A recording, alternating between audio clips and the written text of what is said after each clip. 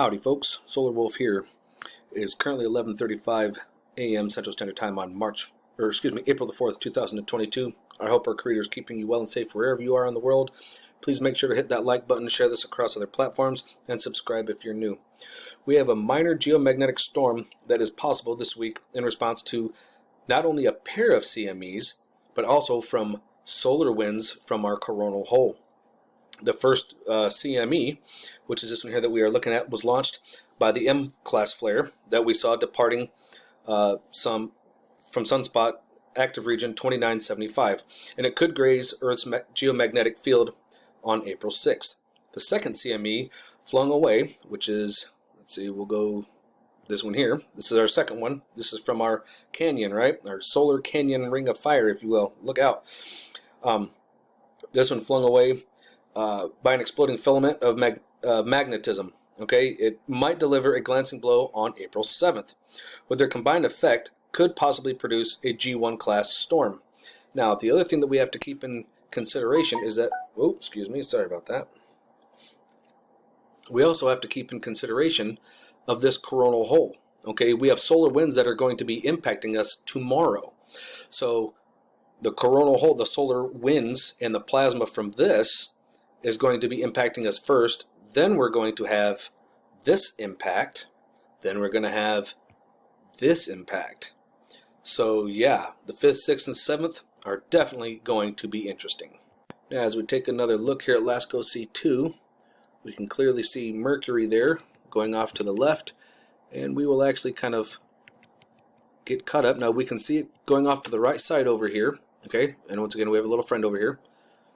And then we see the rest of it along the edge here, so we know that that's coming at us. All right, so whoa, what do we got there? Hey, how are you doing?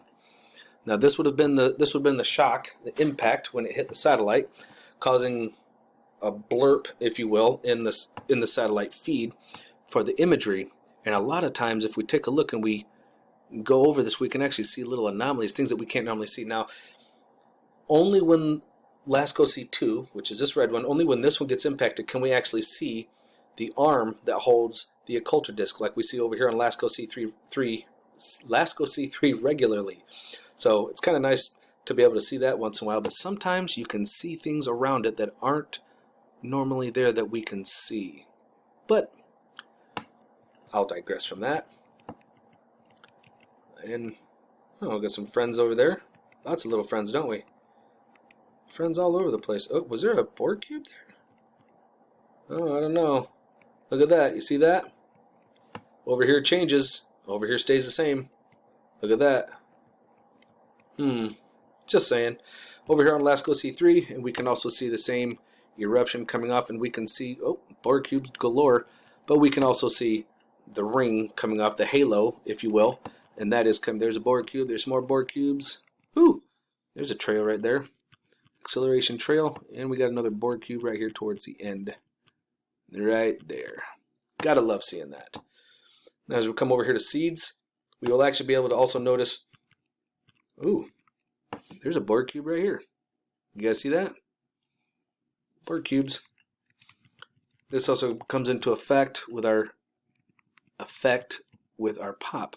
I love it when it does this and we don't even know that it's doing it. Very interesting. And then we'll see our flare right there, or our coronal mass ejection rather. That's actually the coronal mass ejection that is coming in our direction. So we have confirmed, especially here, this is where it's really nice to see. We can actually view with the reverse ink filter of black and white, we can see the halo in it really, really nicely. So we can see that there is a good amount coming at us. All right. And as we take a look back over here on ISWA, we're going to get on the 211, and we're going to zoom right in here into this little corner here where we had our filament release. And this right here is our coronal hole. Now, I know I've spoken on this in the last week, actually, in one of my videos about the solar winds, on how sometimes we have to be careful when there's a filament next to a coronal hole, because the winds from it, you know, it doesn't just come out in a perfect straight line like a straw. You know, it kind of blows out almost like a wisp of wind, or from like a a leaf blower. You know, it kind of, the further away you know, when you get away from it, can kind of go all over the place. It can be directed all over the place depending on if something's showing up here and kind of forces the wind this way, which I think is what happened, is that the solar wind from here, when this started to grow together, it kind of was pushing solar wind this way, which caught this and caused it to lift off. Now, if you watch, you'll actually see a connection here. You'll actually see it get a lot darker here. Now, this is where the solar winds come into play with the filaments when they're too close. See this? Look at this. It's getting bigger here, and it's pushing that off. You see that? See how it did that? See, you can see this. You can see the coronal hole kind of stretched out over here, because I think this little guy here started to connect back again to close up the coronal hole and kind of blew the solar wind in this direction over by this filament and blew that filament off. Now, that's my hypothesis. I'm not 100%, but I mean, by looking at that and understanding how things work, it makes a lot of sense to me. It's just like directional wind. The wind just blew across and lifted it off. And that's why we have that coming at us. So we have got our solar wind, and that's what caused that, in my opinion. Taking a look at our current conditions over at spaceweatherlive.com, we can see that the sun is actually kind of taking a little chill pill. Hopefully it'll continue to take a chill pill. Got some other rabbit holes and snake holes to follow up with. Make sure you subscribe to my Rumble channel, folks. Jacob of Ephraim on Rumble.